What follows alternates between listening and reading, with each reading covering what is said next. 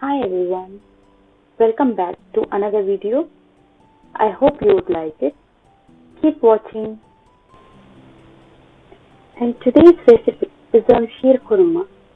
Sheer means milk in Parsi and Khurma means dates in Persian. In earlier days when sugar was not invented, people used dates as a sweetening agent. So, this dish is originally prepared by using milk and dates.